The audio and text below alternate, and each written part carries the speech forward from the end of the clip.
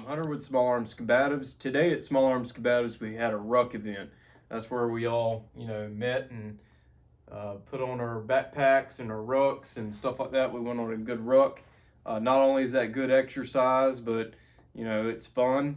And so if you're, military backpacker, or you're trying to be that modern Minuteman, stay tuned to this video, and we'll go into what's in my ruck and what I'm carrying. So part of the ruck event today was also having an understanding of, you can pack too much in a ruck. You can carry too much stuff. And for me, I really like having anywhere from 40 to 50 pounds of necessary gear, depending on how long I'm going to be going. But generally, my gear is under 40 pounds of stuff that I absolutely need.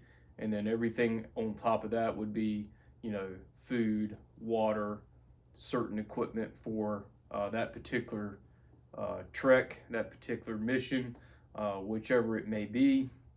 And so I packed up my ruck this morning prior to heading out, and I figured, you know what, I probably need to do a video on what's in my rucksack.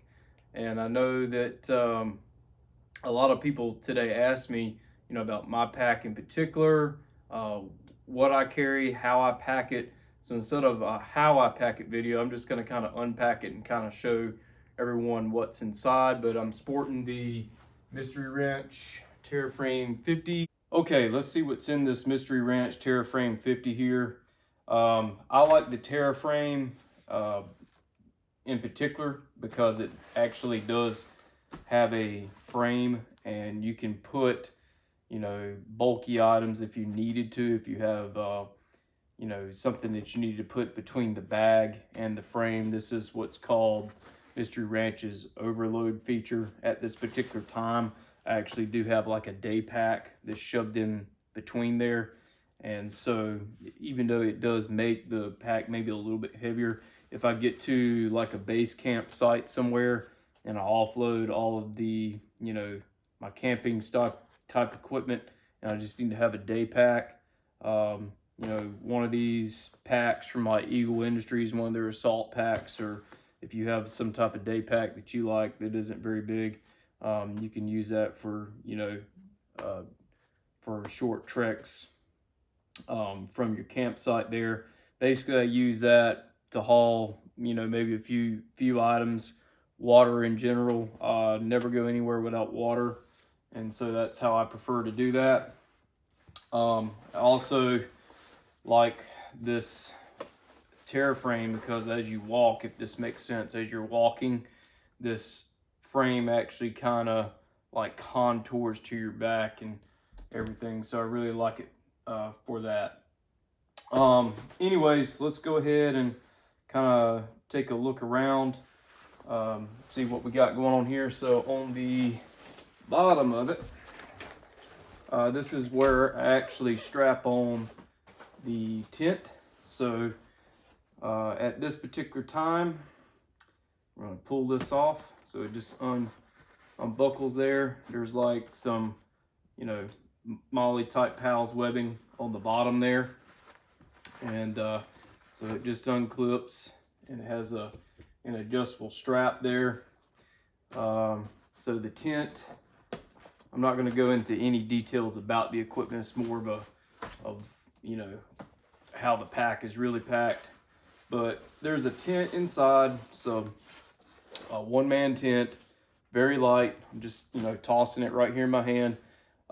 There is a U.S. Marine Corps field tarp, which is wrapped around that, and also there is some extra paracord and stuff like that on the inside of that. So I'm just kind of lay that over there to the side.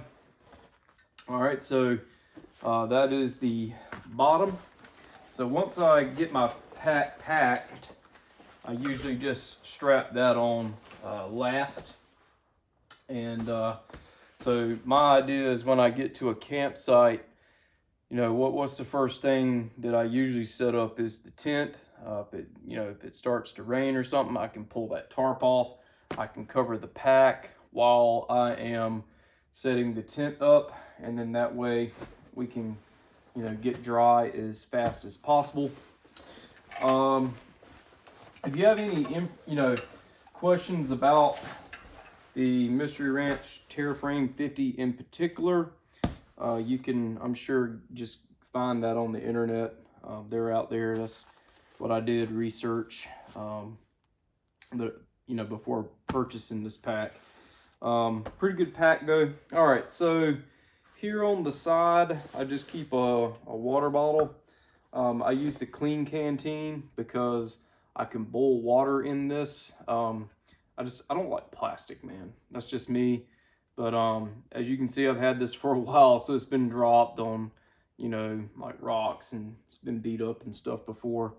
But I like to usually make my coffee in this. I can boil water on a MSR Pocket Rocket stove, and so I use that for that particular purpose.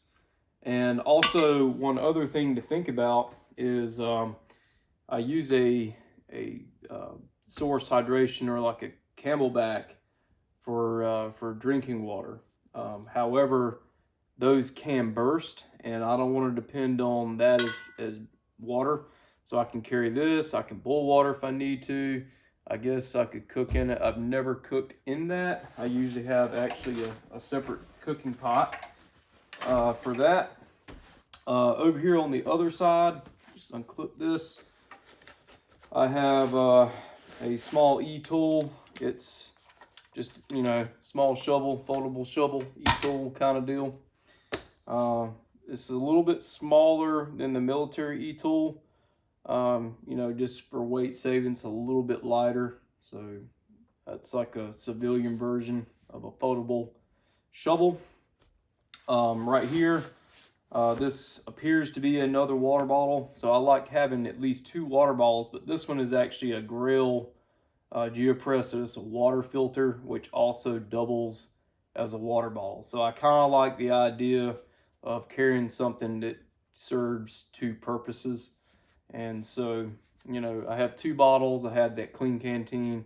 You can filter and drink from this. So this is a good go-to filter. It's not very heavy. There's some things that I'm just willing to accept that are heavy, that are necessary to have, you know, for comfort and stuff like that. All right, so getting into the bag here. I'm gonna move this around on the bag. All right, so getting into the bag. Across the top, there are these positioned like in an X pattern. We have these compression straps here, and this is removable, so you can move these anywhere to your liking, I guess, depending on what you're carrying. So to actually get into the pack, the first step would be to unclip those compression straps. I have just a pair of gloves here on the top. Had those strapped on to the top, but they're on there with a small carabiner, one of them S-biners or whatever they're called. Inside the lid, there's just, you know, different little ancillary type items. I keep, you know, for instance, there's a space blanket in there, signaling mirror. I use that mirror to shave. Yes, I do shave. I got a compass in there. So a couple navigation type items. You can keep your GPS and stuff like that at the top.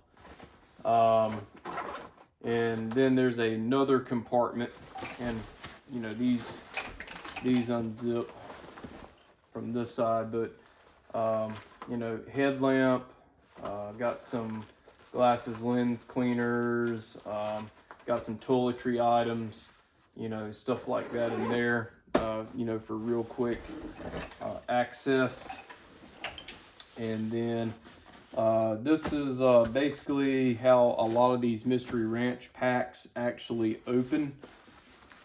They call it the 3-zip.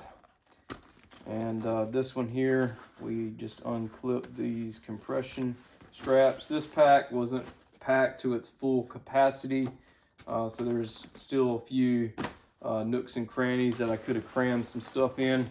But basically, to open these packs, you can just kind of, you know, rip them open there. There's some mesh right here in the top that will show you, you know, like all the stuff that's in the brain, the lid of this particular pack. And then the cool thing is when you get to a campsite, let's say you need to dig your sleeping bag out of the bottom, which is, you know, all the way at the bottom. A lot of packs are top loaders, and you know, it kind of sucks. You have to pull everything out to get to whatever's in the bottom. Well, with this pack, I can just, you know, unzip this sucker all the way open, lay it flat, and I can pull out my sleep system, which is in the very bottom. So what I'm gonna do is kind of sort of prop this open. It's February here now, into February, so it's still a little cool, gets a little cool at night. Right now I do have a lot of the winter type items in here.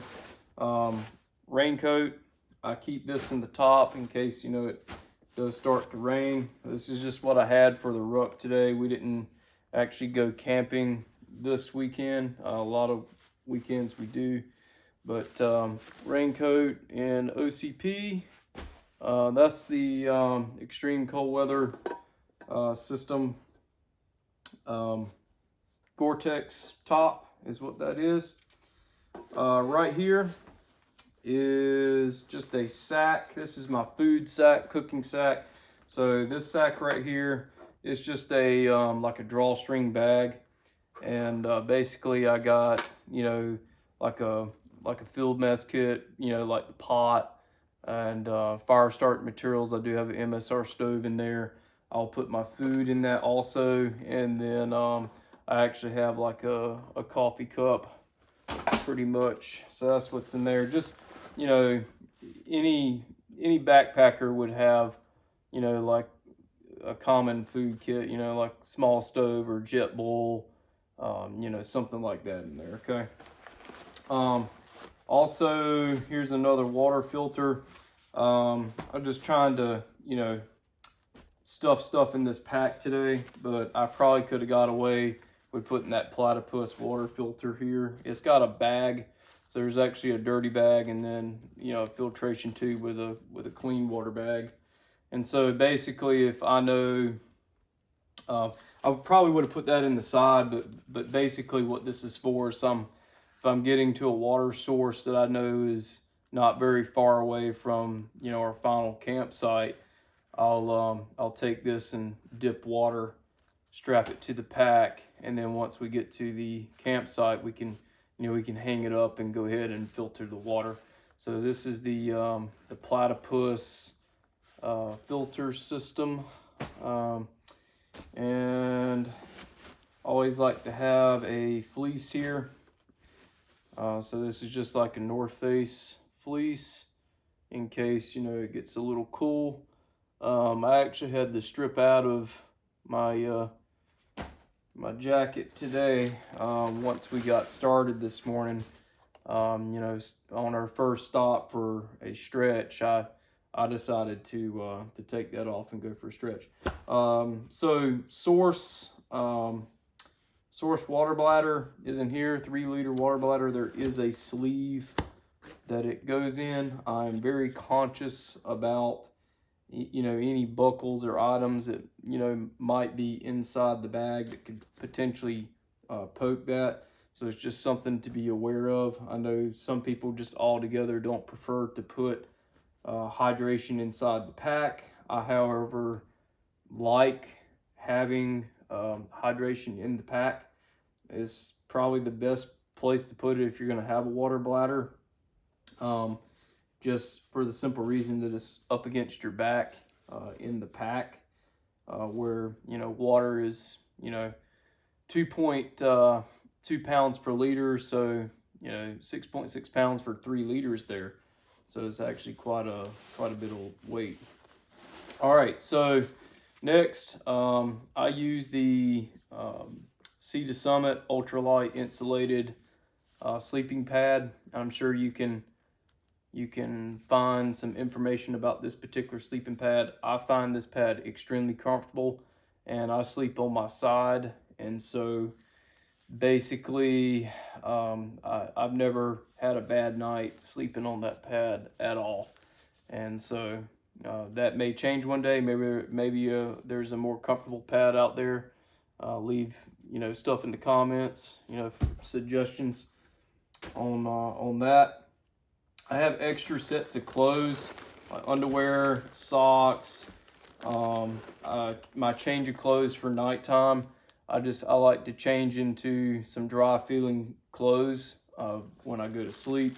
And in the winter, I usually wear like long sweatpants, dry fit pants or something like that, and like a smart wool shirt or something like that. And so all that's in there. These are just in gallon bags, and I've compressed the air out of them. That way, if I get rained on or something like that, at least that stuff is going to be, dry. Another pack of clothes there. So in a ball, and I just got these stuffed in, all the little nooks and crannies in there.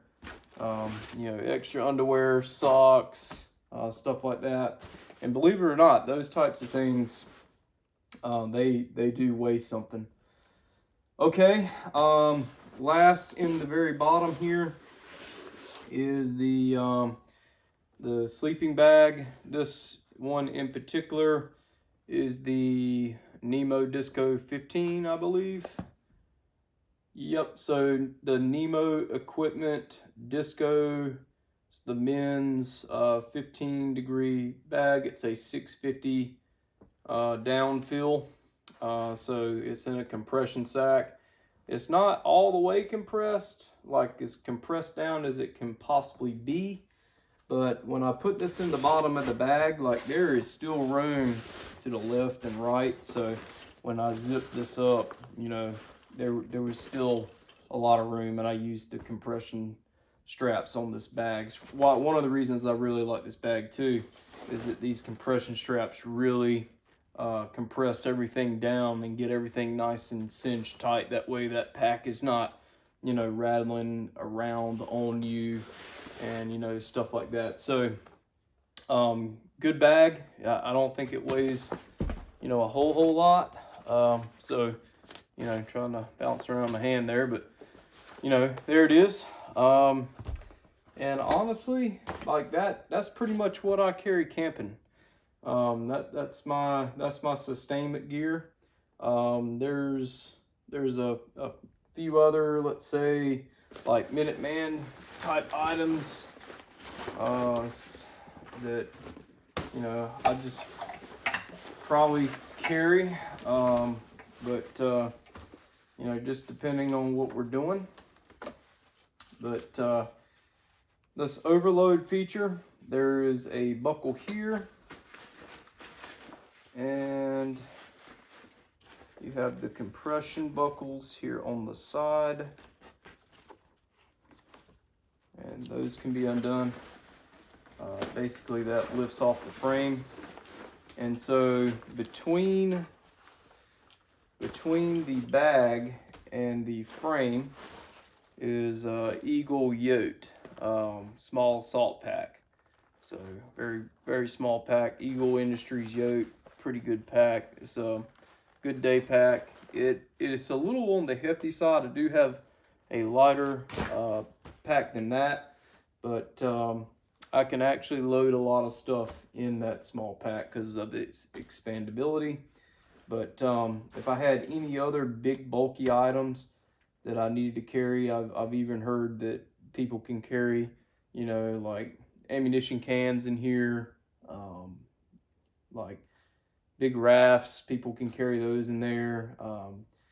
These Terraframes kind of came from the, I think, military and hunting line for Mr. Rance.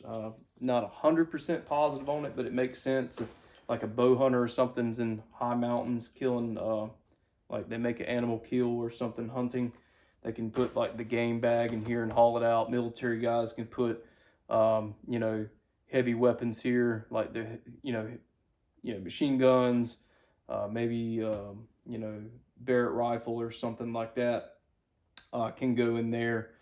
So all kinds of stuff like that. So far, like that's everything that's in this bag. I've taken everything out except the source filter. And another thing that I do, I didn't attach these today, but there are like molly panels here down near the waist straps here, where the kidney pads and stuff are. But I usually attach like a first aid kit here to the outside, but I have that attached on something else. But if I was going actual camping, then I would have some items strapped on there, such as that first aid kit.